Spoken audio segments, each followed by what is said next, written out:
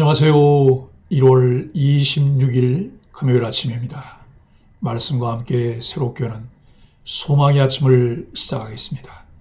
톰 마샬은 주님 음성에 순종하라. 우리가 매 순간 듣고 순종하는 대상이 우리 삶에 대한 권위를 갖는다라고 이야기합니다. 사무엘하 11장 1절로 13절까지 말씀을 본문으로 하여 나태와 태만, 영적 방심에 노출된 유혹이라고 하는 주제로 함께 은혜를 나누기를 원합니다. 톨스토이 작품에 보면 마귀와 빵 한 조각에 대한 이야기가 나옵니다. 어떤 농부가 열심히 일을 합니다. 일을 하다가 지치면 나무 아래 둔 도시락 빵 한 조각을 먹고 힘을 내어 열심히 일을 합니다. 마귀들이 보고 저 인간을 좀 타락시켜야 되겠다며 전략을 짭니다. 그 농부가 인생을 원망하고 저주하게 만들어야겠다고 생각을 했습니다. 어느 날 농부는 자신이 가져온 빵 한 조각이 없어진 것을 알았습니다. 누가 훔쳐갔습니다.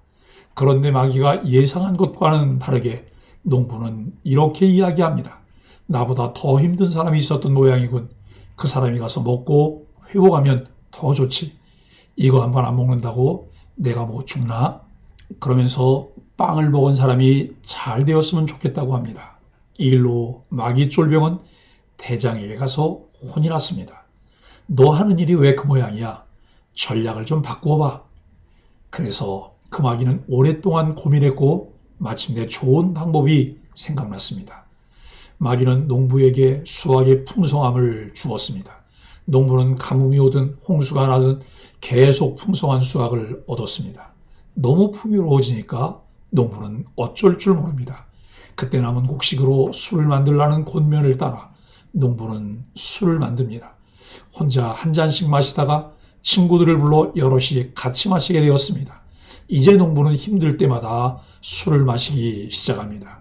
이렇게 술 마시고 취하니까 그 안에 있던 더러운 이야기와 죄악이 막 나옵니다.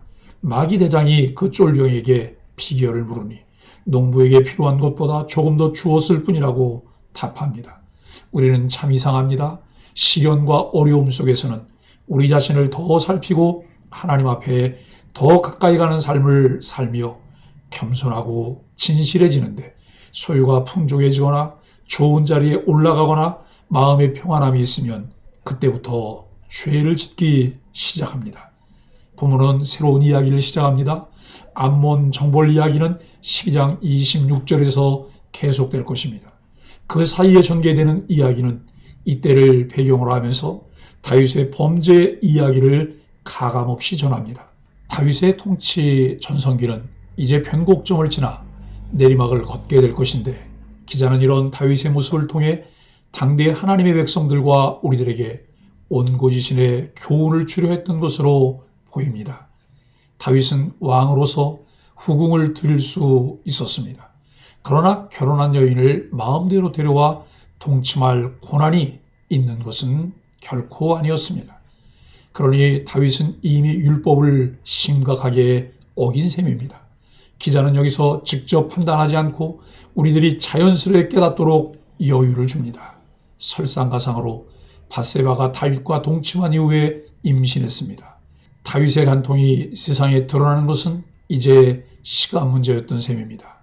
지금까지 한 번도 이런 죄에 빠졌던 적이 없던 다윗에게 엄청난 위기가 닥쳐왔습니다. 다윗은 여기서 이전과 달리 사건을 덮으려 시도했습니다. 전쟁터에서 다윗의 왕국을 위해 목숨을 걸고 전투에 임하고 있던 밧세바의 남편 우리아를 불러들여서 강제로 밧세바와 동침하게 하려고 했습니다. 그렇게 해서 자신의 죄악을 덮으려 했지만 다윗과 대조되는 우리아의 우직함 때문에 이 계략은 실패했습니다. 우리들은 이제 앞으로 다윗이 이 문제를 어떻게 해결할지 궁금증을 가지고 본문 이야기를 계속 묵상하게 됩니다.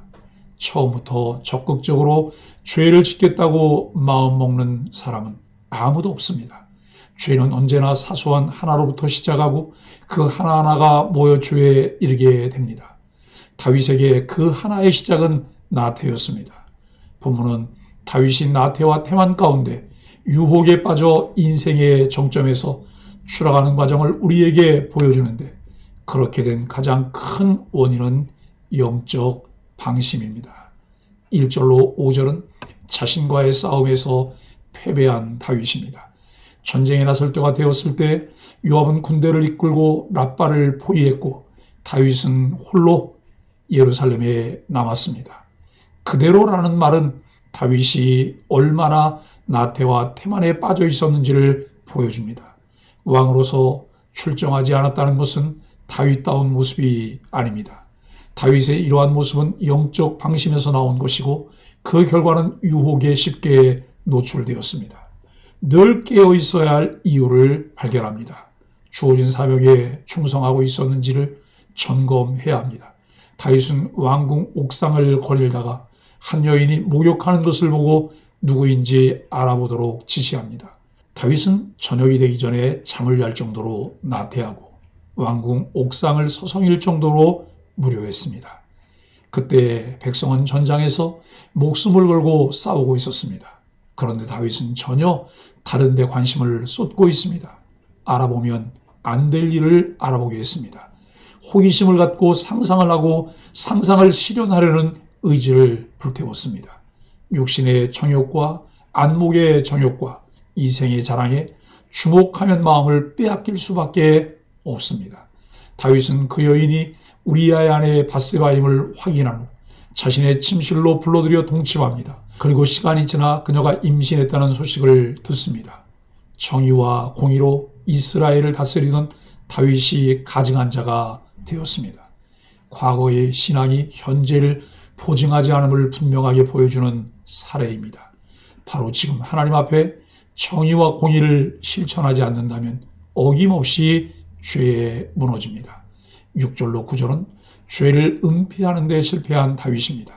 다윗은 자신의 죄를 은폐하기 위해 우리아를 전장에서 서둘러 불러들입니다. 그리고 집으로 돌려보내고 왕의 음식도 함께 보냅니다. 아내 밧세바와 동침하도록 유도합니다. 그렇게 잔머리를 굴려서 자신의 간음죄를 어떻게든 감추려 했습니다. 자신의 악의를 우리아의 악의로 속이려는 시도입니다.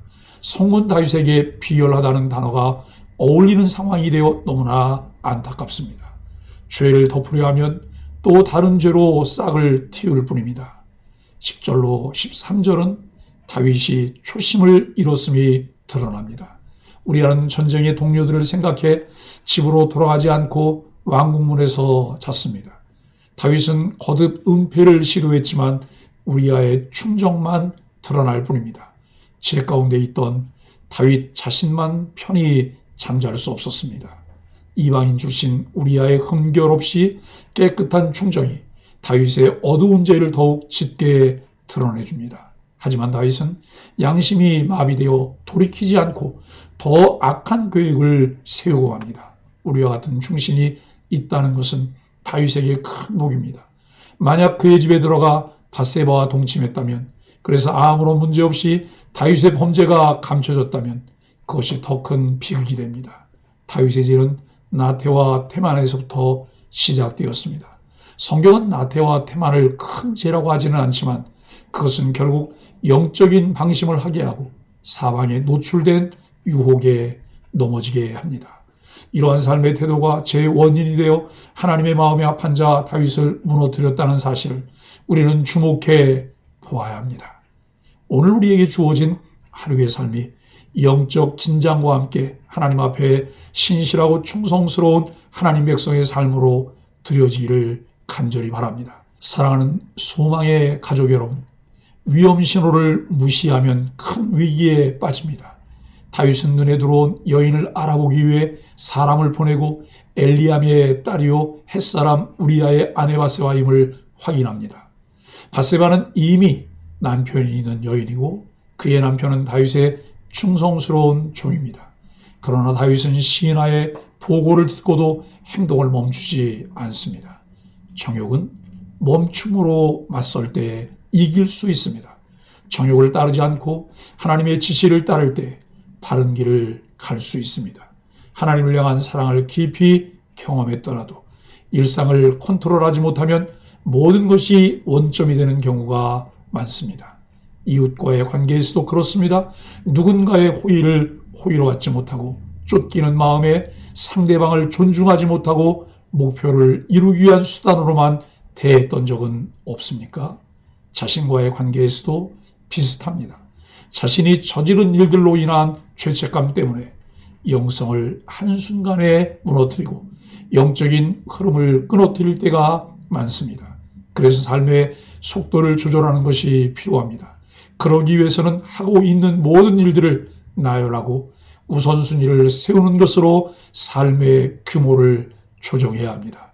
중요하지도 않고 필요하지 않은 일들은 정리해야 합니다. 그리고 나의 방향과 속도에 대해 진지하게 생각해보고 조정해야 합니다. 슬로우 영성의 저자 존 마크 코버는 젊고 열정이 가득한 대형교회 목사로서 달리던 길을 멈추고 예수님과 자신을 돌아보기 위한 새로운 속도의 목회를 시작했습니다. 하나님이 주시는 은혜로 영혼을 채우는 것에 우선순위를 두고 일상을 예수님과 대화를 나눌 수 있는 삶으로 바꾸었습니다. 삶의 시간 중에 하나님의 손길이 닿지 않는 곳이 없도록 디자인하고 그것이 익숙해지도록 연수하고 발전시키며 삶의 습관으로 녹여가야 합니다. 그렇게 나 자신의 성품과 이웃과의 관계를 인격적으로 만들어가며 영성이 새어나가는 것이 없도록 가꾸어 가야 합니다. 나태와 태만, 영적 방심에 노출되지 않기 위해 성령에 충만하여 세월을 아끼며 매일 말씀 묵상을 통해 일상을 점검하는 소망의 가족들이 되기를 예수 그리스도 이름으로 간절히 축복합니다. 함께 기도하겠습니다. 하나님, 외부의 적들과 싸워 승승장구했던 다윗이 자기 안에서 올라오는 정욕을 이기지 못해 무너지는 모습을 보며 우리 안에 있는 정욕의 위험성을 마음에 새깁니다.